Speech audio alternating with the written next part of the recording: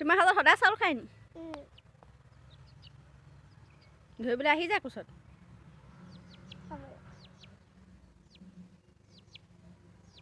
কেনেকৈ মাতা ককটোক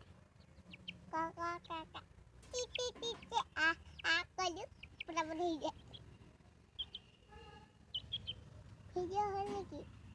ফটো না হয় হ'লে খাই এটা বজে মই ভিডিঅ' কৰিছোঁ জানো